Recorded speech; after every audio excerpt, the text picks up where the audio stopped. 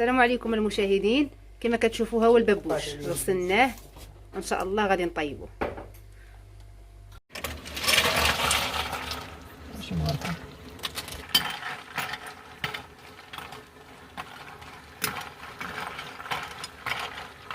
بوش من بعد ما درنا ملي درنا في الماء طيب صافي ها هو.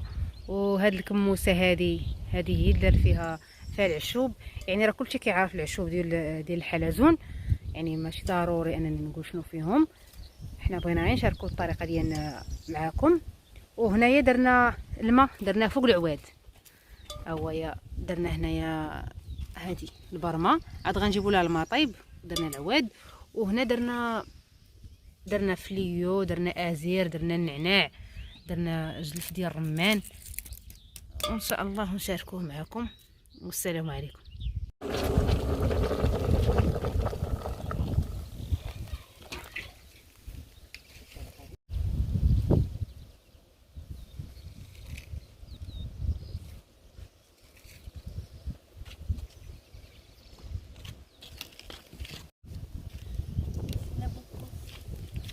يا واحدة مهرسة.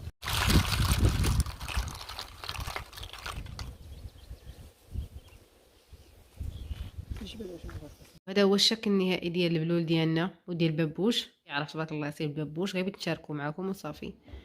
جا حار وزوين، ونتمنى يعجبكم هذا الفيديو والسلام عليكم.